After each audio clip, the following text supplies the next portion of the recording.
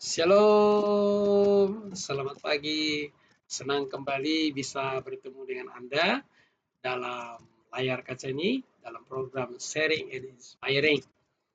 Doa saya ketika saya sharing firman Tuhan, Anda terinspirasi oleh firman Tuhan, karena saya percaya ketika firman Tuhan itu disampaikan, Roh Kudus berkarya di situ.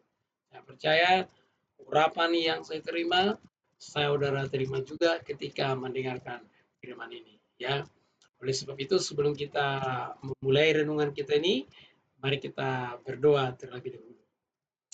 Bapa yang baik, dalam nama Tuhan Yesus, kami bersyukur pada pagi hari ini kami diberikan kesempatan, satu kesempatan lagi hidup untuk memuliakan Tuhan. Biarlah sepanjang hari ini kami mau hidup untuk kemuliaan nama Tuhan. Kami bersyukur juga kami dilindungi, kami diberi kesehatan, dan kami dilimpahi dengan berkah-berkah yang baru. Sehingga hari ini ya Tuhan menjadi hari yang penuh berkat dalam hidup kami, hari yang menjadi hari kemenangan dalam hidup kami. Sebentar kami akan belajar firman Tuhan. Biar Roh Kudus yang menolong kami untuk memahami firman. Secara khusus hambamu Tuhan, hambamu sangat terbatas. Biar Roh Kudus yang menolong, akan membimbing, bahkan memilih setiap kata-kata yang keluar dari mulut hambamu. Terima kasih Tuhan Yesus. Demikian juga yang mendengarkan, mereka dijamah, mereka diinspirasi oleh Roh Kudus, sehingga mereka boleh memahami firman Tuhan. Dalam nama Tuhan Yesus kami berdoa. Haleluya. Amin. Baik, saudara-saudara, kita akan melanjutkan perenungan kita. Kalau tadi kemarin kita sudah membahas tentang akibat menolak hikmat, saudara. Yang pertama kemarin kita belajar, kalau kita menolak hikmat, maka kita ketika kita mengalami kecelakaan, maka hikmat akan menertawakan. Waduh, ini pengalaman yang sangat sekali, saudara. Kemudian hikmat akan mengolok-olok sangat kemalangan. Waduh, bayangkan saudara ketika Anda kemalangan diolok-olok, waduh itu sakitnya double. Ya, itu bisa seperti sudah jatuh ditimpa tangga. Kemudian hikmat tidak mau lagi menjawab meskipun kita berseru-seru, tolong hikmat, sudah terlambat ya. Dalam konteks itu hikmatnya sudah tidak mau lagi menjawab. Kemudian dikatakan lagi, hikmat tidak mau ditemui lagi karena benci pengetahuan. Kalau orang benci pengetahuan tentu sudah tidak mungkin dia punya hikmat. Apalagi tidak takut akan Tuhan. Jelas dikatakan takut akan Tuhan adalah permulaan hikmat. Kita perlu takut akan hikmat. Hari ini kita akan melanjutkan bagian yang ketiga ya. Seperti yang saya umumkan bahwa Amsal 1 ayat 20 sampai 33 kita akan menjadi bagi 3 bagian. Dan 2 hari yang lalu kita sudah bahas bagian yang pertama. Hari ini kita akan membahas bagian yang ketiga. Kemarin bagian yang kedua. Jadi ini adalah bagian yang terakhir pada section ini dan kita akan lanjutkan besok pada pasal yang kedua.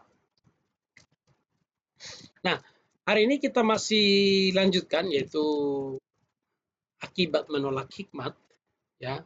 Akibat berikutnya yang bisa kita pelajari dari Amsal ini yaitu orang bebal memakan buah perbuatannya sendiri dan kenyang oleh karena rencana mereka. Sebelumnya kita tahu bahwa orang bebal itu adalah orang yang menolak hikmat, orang yang menolak didikan, orang yang tidak takut akan Tuhan. Di sini jelas dikatakan mereka, saya lanjutkan lagi ya.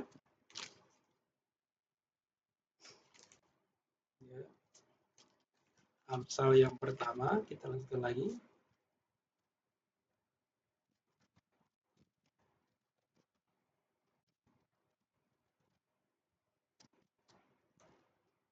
Ya, mereka akan memakan buah perbuatan mereka.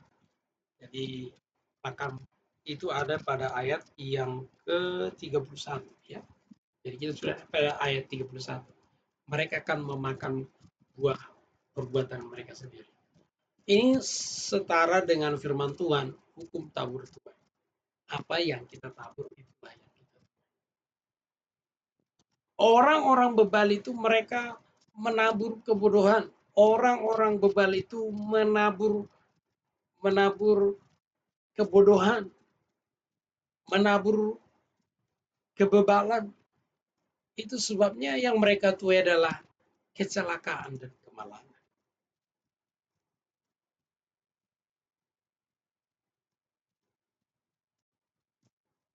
Dan tentu mereka akan menerima semua akibat daripada perbuatan mereka.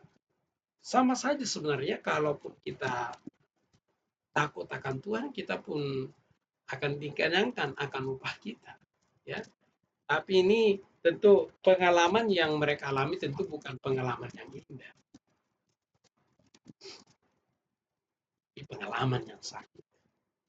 Sederhananya, saudara-saudara, orang yang mengabaikan hikmat dan tidak akan takut akan Tuhan, mereka akan kenyang dengan sakitnya akibat perbuatan mereka. Sekali lagi, orang-orang yang mengabaikan hikmat dan orang-orang yang tidak takut akan Tuhan, mereka akan kenyang dengan sakit. Mereka akan menderita, ya. Mereka akan kenyang dengan penderitaan atau kesakitan akibat daripada perbuatan mereka.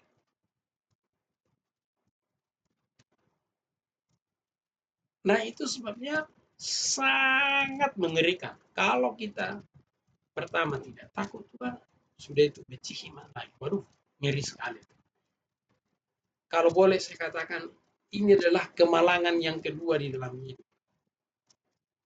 Yang pertama apa? Kemalangan yang pertama dalam hidup ini adalah ketika Anda tidak percaya kepada Tuhan. Itu malang sekali hidupmu. Kemalangan yang kedua ketika Anda menolak hikmat dan tidak mau takut akan Tuhan, sehingga Anda hanya menuai kepedihan, kesakitan akibat kebodohan, akibat kebebalan. Saya percaya saudara-saudara seperti saya di sini adalah orang-orang yang bijaksana semua. Orang-orang yang takut akan Tuhan, orang-orang yang berhikmat, sehingga tidak mengalami kengerian-kengerian seperti yang disampaikan oleh Salomo dalam perikop ini.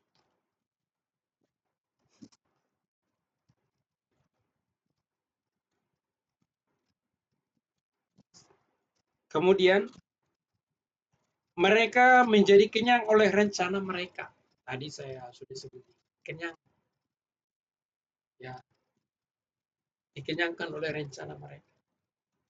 Ya mungkin juga berhasil, ya mungkin juga tidak. Tapi kebanyakan tidak berhasil karena mereka bukanlah orang yang berpengetahuan, bukan juga orang yang berpengalaman. Kenapa? Karena mereka benci pengetahuan, mereka tidak mau dengarin nasihat, mereka tidak mau ketahuan. Ini adalah kelompok-kelompok orang bebal. Kita lanjutkan lagi pembacaan kita. Sebab orang yang tak berpengalaman akan dibunuh oleh keengganan. Sekali lagi, orang yang tak berpengalaman akan dibunuh oleh keengganan. Maksudnya begini, saudara. Ya, orang yang tak berpengalaman dibunuh oleh keengganan. Maksudnya, kalau kita tidak punya pengalaman, seringkali kita enggan berbuat. Takut gagal, takut mencoba, apa nanti kata orang. Seringkali kita tidak berani mencoba karena takut gagal.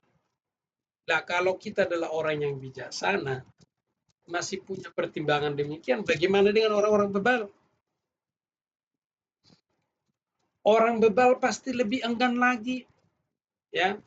Akan banyak alasannya. Oh iya, saya beginilah, saya begitulah. Akan banyak alasannya.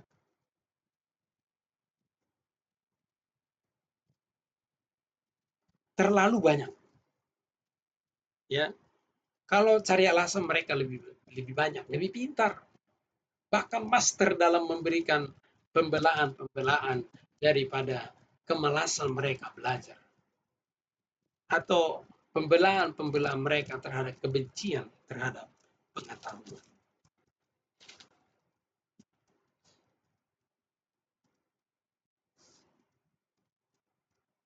Mereka akan dibunuh oleh keengganan. Ya, enggan buat ini, enggan buat itu, enggan buat A, B, C, enggan semua. Sehingga di akhirnya tidak berbuat apa-apa. Semua hanya rencana, dan setiap rencana hasilnya hanyalah keengganan. Saudara saya tentu orang-orang yang berhikmat, terutama berhikmat dan takut akan Tuhan, harusnya tidak boleh hanya rencana saja.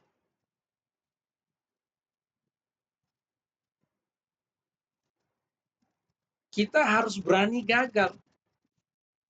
Di dunia ini semua orang pernah gagal.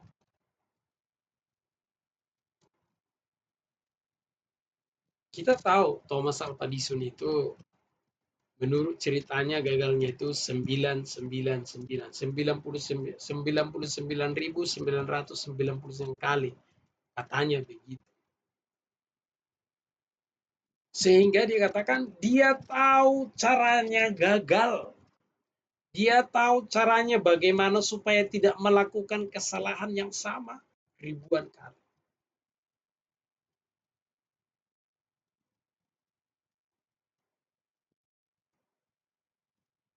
Jangan pernah enggan mencoba. Saya, saudara, kalau berbicara mencoba, terlalu banyak yang saya coba dan sering namanya mengalami kegagalan. Ya, dan bagi saya gagal itu jauh lebih baik daripada hanya enggan. Ya, tidak mencoba. Kalau kita mencoba lalu gagal, maka kita belajar. Tapi kalau tidak dicoba, hanya enggan saja, enggan saja, maka kita tidak punya pengalaman. Pengalamannya anjlok terus, pengalamannya jeblok terus. Tapi kita mencoba, gagal, kita belajar. Mencoba lagi, gagal lagi, belajar lagi. Nah, itulah bedanya dengan orang berhikmat. Tapi kalau orang bodoh, mereka hanya diam dalam keengganan. Ya, doa saya, Anda semua di sini adalah orang-orang yang berani, ya, berani gagal, sehingga Anda juga siap untuk sukses. Ya, jadi tidak hanya berani gagal, tapi siap juga untuk sukses. Amin, saudara-saudara. Ya, kita lanjutkan pembelajaran kita selanjutnya. Orang bebal akan dibinasakan oleh kelalaiannya. Ya, tentu kebebalan akan selalu mengakibatkan kebinasaan. Orang bebal dinasihati tidak mau tahu. Saya ingat satu kali ketika saya pelayanan di Kalimantan itu, ada satu kaum muda. Saya selalu ajak ibadah, tapi tidak mau. Pada saat itu, terakhir saya ajak dia, sebelum dia jadi almarhum, saya ajak dia ibadah. Dia menjawab iya, tapi dia tidak ibadah. Dia bilang, kan kami dulu ibadahnya malam minggu ya, untuk muda. Dia bilang besok pagi aja. Ternyata besok pagi dia sudah tidak ada. Ya, karena apa? Karena kecelakaan. Sok jagoan, ya, kecelakaan motor karena merasa hebat. Ya, dia lalai. Saudara, jangan mengikuti jejak almarhum ini. Ya, jangan. Mari kita menjadi orang-orang yang dengar-dengar. Hikmat itu bisa berseru dari siapa saja, menasihati kita dari siapa saja, menegur kita dari siapa saja. Yang penting kita dengar-dengaran sehingga kita selamat dari berbagai kemalangan ataupun dari kecelakaan. Kemudian ayat 33, tetapi siapa yang mendengarkan aku, ia akan tinggal dengan aman. terlindung dari kedahsyatan malapetaka. Jadi kalau kita mau mendengarkan hikmat, maka ada dua berkah yang kita terima, yaitu tinggal dengan aman dan terhindar dari kedahsyatan, ya,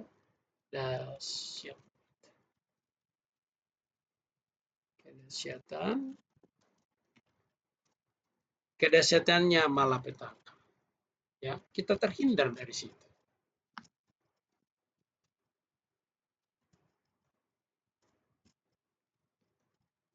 Tinggal dengan aman. Maksudnya bagaimana, saudara? Kalau kita sudah punya pengetahuan, kita belajar, ada banyak pengetahuan kita, plus kita tahu takut akan Tuhan, maka kita tinggal dengan aman.